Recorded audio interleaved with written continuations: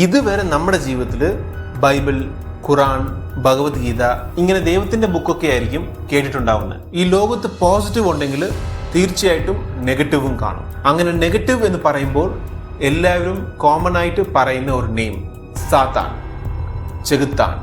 ആ സാത്താനിന് ഒരു ബൈബിൾ ഉണ്ടെന്ന് പറഞ്ഞാൽ നിങ്ങൾക്ക് വിശ്വസിക്കാൻ പറ്റുമോ? ഏകദേശം 1000 വർഷങ്ങൾക്ക് മുന്നേ സൃഷ്ടിക്കപ്പെട്ട ഈ ഒരു ബൈബിളിന്റെ കോപ്പി ഡെവിൾസ് ബൈബിൾ എന്നാ അതിനെ വിളിക്കുന്നത്. ഒരൊറ്റ കോപ്പിയേ ഉള്ളൂ. നല്ലവര് എങ്ങനെയാ ജീവിക്കേണ്ടത് എന്ന് ബൈബിളിൽ പറഞ്ഞിട്ടുണ്ട്. ബട്ട് ദുഷ്ടന്മാര് എങ്ങനെ ജീവിക്കണമെന്ന് മാത്രമല്ല, അവര് എങ്ങനെ ജയിക്കണം, എങ്ങനെ ഒരു തെറ്റ് ചെയ്തിട്ട് രക്ഷപ്പെടണം, അങ്ങനെ എല്ലാ ദുഷിച്ച കാര്യങ്ങളും ഡീറ്റെയിൽഡ് ആയിട്ട് എഴുതിയിരിക്കുന്ന ഒരു പർട്ടിക്കുലർ ബൈബിളാണ് ഡെവിൾസ് ബൈബിൾ. ഇതിന്റെ വെയിറ്റ് മാത്രം ഏകദേശം 75 കിലോ ആണ്. നന്മകൾ ചെയ്യാൻ വേണ്ടിയിട്ട് ഇത്രയ്ക്കുള്ള ഒരു ബൈബിളേ ഉള്ളൂ. ബട്ട് തിന്മ ചെയ്യാനും ഒരു തിന്മ ചെയ്തിട്ട് അതിൽ നിന്ന് രക്ഷപ്പെടാനും ഏകദേശം 75 കിലോ ഉള്ള ഒരു ഡീറ്റെയിൽഡ് സ്കെച്ച് എഴുതി വെച്ചേക്കുക.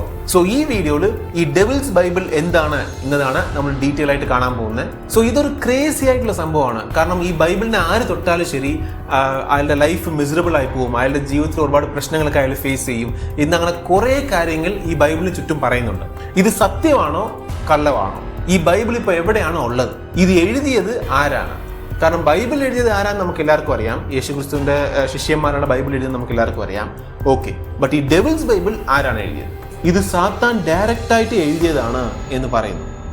സാത്താൻ, ഡെവിൽ, ചെകുത്താൻ. യെസ്, സാത്താൻ എഴുതിയ ഈ സാത്താൻ ബൈബിൾ എന്താണ്? ഡീറ്റെയിൽ ആയിട്ട് കാണാം. ബട്ട് അതിന് മുന്നേ നിങ്ങൾ ചാനൽ സബ്സ്ക്രൈബ് ചെയ്തിട്ടില്ലെങ്കിൽ എത്രയും പെട്ടെന്ന് സബ്സ്ക്രൈബ് ചെയ്യുക. കാരണം നിങ്ങൾക്ക് അതൊരു ചെറിയ കാര്യമാണ്, ഒരു ബട്ടൺ പ്രസ് ചെയ്യേണ്ട കാര്യമേ ഉള്ളൂ. ബട്ട് എനിക്ക് ഇതുപോലെ വീഡിയോസ് ഒക്കെ ഇടാൻ അതൊരു വലിയ മോട്ടിവേഷൻ തന്നെയാണ്. Welcome to Haris talks. Let's get started.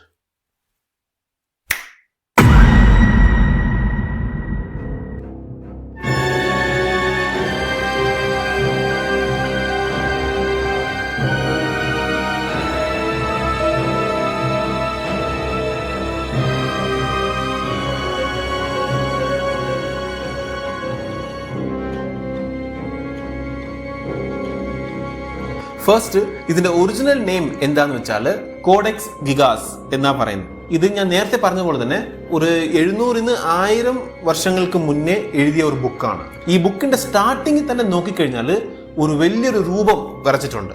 Book എന്ന് വെച്ചാൽ സാധാ ബുക്കല്ല, ഏകദേശം 75 കിലോ വെയിറ്റ് ഉള്ള ഒരു ബുക്കാണ്. ഇതിന്റെ ഹൈറ്റ് നോക്കിക്കഴിഞ്ഞാൽ ഏകദേശം 92 സെന്റിമീറ്റേഴ്സ് ടോൾ ആണ്. ഏകദേശം ഇത്രയും ഹൈറ്റ് കാണും. അതായത് തറയിൽ നിന്ന് നോക്കിക്കഴിഞ്ഞാൽ ഏകദേശം ഇത്രയും ഹൈറ്റ് വരെ കാണും. ഇത്രയും വലിയ ഒരു പർട്ടിക്കുലർ ബുക്ക്. അതിന്റെ ഓപ്പണിംഗ് പേജിൽ തന്നെ ഒരു ആർട്ട് വർക്ക് ഉണ്ട്. അത് സാത്താന്റെ തന്നെ ആർട്ട് വർക്ക് ആണ്. ഈ ബൈബിള് ഒറ്റ രാത്രിയിൽ എഴുതിയ ബൈബിൾ ആണ് എന്നാ പറയുന്നത്. അതെങ്ങനെ ഒറ്റ രാത്രി കൊണ്ട് ബൈബിൾ എഴുതുന്നത് എന്നല്ലേ നിങ്ങൾ ആലോചിക്കുന്നത്? ഈ സ്റ്റോറി ഒരു ഭയങ്കര ഇൻട്രസ്റ്റിംഗ് ആയിട്ടുള്ള സ്റ്റോറിയാണ്. ഇത് ബേസിക്കലി ഒരു കഥയാണ്. ബട്ട് ഇത് ശരിക്കും നടന്ന കഥയാണോ എന്ന് ചോദിച്ചു കഴിഞ്ഞാൽ അത് നമുക്കറിയത്തില്ല. ബട്ട് ഈ ഡെവിൾസ് ബൈബിളിനെ കുറിച്ച് പറയുന്ന കഥ ഇതാണ്. ഇന്ന് ഈ സ്കെച്ച് റിപ്പബ്ലിക് എന്ന് പറയുന്ന കൺട്രി ഇല്ലേ, ആ കൺട്രിയിൽ പണ്ട് ഈ രാജാക്കന്മാരൊക്കെ ഭരിച്ചുകൊണ്ടിരുന്ന കാലത്ത് ഒരു പർട്ടിക്കുലർ പ്രീസ്റ്റ്, ഈ ചേർച്ചിലെ അച്ഛന്മാരൊക്കെ ഇല്ലേ, അതേപോലെ ഒരു പ്രീസ്റ്റ്, അദ്ദേഹം ദൈവവേലയ്ക്ക് വേണ്ടി അദ്ദേഹത്തിന്റെ ജീവൻ മാറ്റി വെച്ച ഒരാളാണ്. ബട്ട് ആള് പ്രീസ്റ്റ് ആയതിനു ശേഷം കുറച്ച് മോഷണമൊക്കെ ചെയ്യുന്നു. അങ്ങനെ ഒരു ദിവസം ആളെ അങ്ങ് പൊക്കി പിടിച്ച് ജയിലിൽ വിട്ടു. അങ്ങനെ ഡീറ്റെയിൽഡ് അന്വേഷണമൊക്കെ നടക്കുമ്പോൾ ജനങ്ങളൊക്കെ അങ്ങ് ഇളകി. ഇതെന്തു ഇത്, പള്ളിയിലെ അച്ഛൻ തന്നെ ഇങ്ങനെ മോഷണമൊക്കെ തുടങ്ങി കഴിഞ്ഞാൽ എങ്ങനെയാ എന്നൊക്കെ പറഞ്ഞ് വലിയ പ്രശ്നമായപ്പോ ഇദ്ദേഹത്തെ ജീവനോടെ ഭിത്തിയിൽ ഇങ്ങനെ കുഴിച്ചു മൂടാൻ തീരുമാനിക്കുന്നു. അതായത് ആളെ ഇങ്ങനെ ഒരു ചുവരിന്റെ ഇടയ്ക്ക് ഇങ്ങനെ നിർത്തിയിട്ട് നേരെ കോൺക്രീറ്റ് ചെയ്തങ്ങ് വിടും. അതെന്തൊരു ശിക്ഷയാന്ന് ആലോചിക്കണം. അതിനകത്ത് തന്നെ നിന്ന് വിശന്ന് കറങ്ങി അങ്ങനെ മരിച്ചു പോകണം. ഇങ്ങനെ ഒരു ശിക്ഷയാണ് കൊടുത്തത്. അപ്പോൾ ആ ഒരു രീതി, the way is gone end his life, അത് അദ്ദേഹത്തിന് ഒരു ഭയങ്കര ഒരു പേടിയായിപ്പോയി അദ്ദേഹത്തിന്. സോ അദ്ദേഹം എന്ത് ചെയ്തു എന്ന് വെച്ചാൽ ഭയങ്കരമായിട്ട് പ്രേ ചെയ്തു. എന്നെ എങ്ങനെയെങ്കിലും ഒന്ന് രക്ഷിക്ക്, എന്റെ ജീവൻ വരെ ഞാൻ നിനക്ക് തരാം എന്നൊക്കെ പറഞ്ഞ് പ്രാർത്ഥിച്ചു.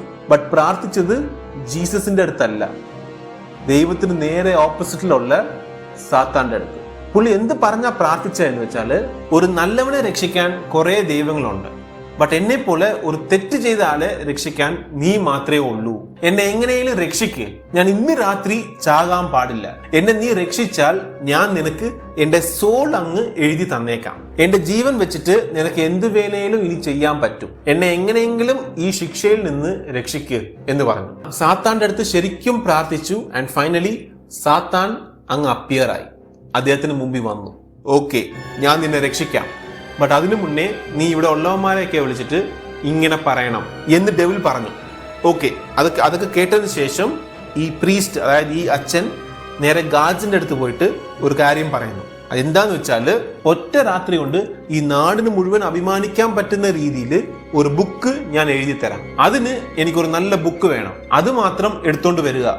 എഴുതി തീർക്കേണ്ടത് എന്റെ ജോലിയാണ്. ഏകദേശം 20-30 വർഷം എഴുതി തീർക്കേണ്ട ബുക്ക് ഞാൻ ഒരാള് ഒറ്റ രാത്രി കൊണ്ട് തീർക്കും എന്ന് പറഞ്ഞു. അത് കേട്ടപ്പോ അവിടെ ഉള്ള ഗാർഡ്സ് ഒക്കെ ചാവാൻ പോവല്ലേ, അവസാനത്തെ ആഗ്രഹമായിരിക്കും എന്ന് പറഞ്ഞിട്ട് ആ പ്രീസ്റ്റിന് വേണ്ടിയിട്ട് ഒരു ബുക്ക് എടുത്തങ്ങ് കൊടുത്തു. ആളിരുന്ന് എഴുതാൻ അങ്ങ് തുടങ്ങി. അങ്ങ് എഴുതിക്കൊണ്ടിരിക്കുക. ഈ ഗാർഡ്സ് ആണെങ്കിൽ അടുത്തടുത്ത ബുക്കും അടുത്തടുത്ത പേപ്പേഴ്സും ഇങ്ങനെ കൊടുത്തോണ്ടിരിക്കുവായിരുന്നു. ഈ പേപ്പർ എന്ന് വെച്ചാൽ ഇന്ന് നമ്മൾ കാണുന്ന പോലത്തെ പേപ്പർ അല്ല. അന്നൊക്കെ എഴുതുന്നത് വെച്ച് കഴിഞ്ഞാൽ ഈ ആനിമലിന്റെ സ്കിന്നാണ് ഈ പേപ്പറായിട്ട് യൂസ് ചെയ്യുന്നത്. ആനിമലിന്റെ സ്കിന്നിലാണ് ഇവർ എഴുതുന്നത്. ഒരു ആടിന്റെയോ അല്ലെങ്കിൽ മാടിന്റെയോ ഒക്കെ തൊലിയിലാണ് ഇവർ എഴുതുന്നത്. അപ്പൊ അവർ ഇങ്ങനെ കൊടുത്തോണ്ടേ ഇരിക്കുക. ഇങ്ങനെ ഓരോ തൊലിയൊക്കെ ഇങ്ങനെ പേപ്പർ പോലെ ഇങ്ങനെ കൊടുത്തോണ്ടേ ഇരിക്കുന്നു. ഇദ്ദേഹം ഇങ്ങനെ എഴുതിക്കൊണ്ടേ ഇരിക്കുകയാണ്. ആൻഡ് ഫൈനലി ഒരൊറ്റ രാത്രി കൊണ്ട് ഈ ഒരു ബുക്ക് ഇദ്ദേഹം എഴുതി തീർത്തു. ടെക്നിക്കലി ഇവരെന്തുവാ പറയുന്നതെന്ന് വെച്ചാല്, അദ്ദേഹം അല്ല ആ ബുക്ക് എഴുതിയ. ഇദ്ദേഹം പ്രാർത്ഥിച്ചത് കൊണ്ട് സാത്താൻ തന്നെ ഡയറക്റ്റ് ആയിട്ട് പുള്ളിയുടെ ദേഹത്ത് കയറി ഈ ബുക്ക് എഴുതി കംപ്ലീറ്റ് ചെയ്തു എന്ന്. ഈ ബുക്കിനെയാണ് ഇവര് കോഡെക്സ് ഗിഗാസ്, ഡെവിൾസ് ബൈബിൾ എന്ന് വിളിക്കുന്നത്. അതിന്റെ ഓപ്പണിംഗ് പേജിൽ തന്നെ ഒരു വലിയ ആർട്ട് വർക്ക്, സാത്താന്റെ ഓട്ടോബയോഗ്രഫിന് സാത്താൻ തന്നെ അത് വരച്ചാൽ എങ്ങനെയിരിക്കും അതേപോലെ ഒരു ആർട്ട് വർക്ക്. ആൻഡ് ഇതിനകത്ത് ഫുൾ ആൻഡ് ഫുൾ ബൈബിളിന്റെ കഥയാണ് ഉള്ളത് എങ്കിലും സാത്താന്റെ ഇൻട്രൊഡക്ഷനിൽ നിന്നാണ് ഈ കഥ തുടങ്ങുന്നത്. അതേപോലെ ഏകദേശം 640 പേജസ് ഉള്ള ഒരു ബുക്ക് ഒറ്റ രാത്രിയിൽ എഴുതി തീർത്തു എന്നാ പറയുന്നത്. ഈ ബുക്ക് ഇപ്പോഴും സ്വീഡനിലുള്ള ഒരു മ്യൂസിയമിലുണ്ട്. ഇപ്പോ ഈ ബുക്ക് അനലൈസ് ചെയ്യുന്നവർ എന്താ പറയുന്നത് വെച്ചാല്, ഇത് കണ്ടിന്യൂസ് ആയിട്ട് ഒരാൾ എഴുതിക്കൊണ്ടിരുന്നെങ്കിൽ അന്നത്തെ കാലത്ത് അത് എഴുതി കംപ്ലീറ്റ് ചെയ്യാൻ ഏകദേശം 20 വർഷം എടുക്കും എന്ന്. നോൺ സ്റ്റോപ്പ് ആയിട്ട് എഴുതുമ്പോൾ ഒറ്റ രാത്രി കൊണ്ട് തീർക്കാൻ ചാൻസസേ ഇല്ല എന്നാ പറയുന്നത്. ഈ ബൈബിളിനെ കുറിച്ച് പറയണമെങ്കിൽ 160 ആനിമൽസിന്റെ സ്കിൻ വെച്ചാണ് ഈ ബൈബിളിന്റെ പേജസ് ഒക്കെ ചെയ്തിരിക്കുന്നത്. 160 ആനിമൽസിന്റെ തൊലി എടുത്തിട്ട് 320 ഷീറ്റ്സ് ഉണ്ടാക്കി. അതിൽ 2 സൈഡിലും എഴുതി. ടോട്ടലി 640 പേജസ് ഉണ്ട് ഈ ബൈബിളിന്. പിന്നെ വേറൊരു കാര്യം, ഇതിൽ 24 പേജസ് മിസ്സിംഗ് ആണ്. അതായത് ഏകദേശം ഒരു ചാപ്റ്റർ മിസ്സിംഗ് ആണ്. ഈ ചാപ്റ്ററിൽ എന്താണ് ഉള്ളതെന്ന് ഇന്ന് വരെ ഒരു മിസ്റ്ററി ആയിട്ട് തന്നെ ഇരിക്കുകയാണ്.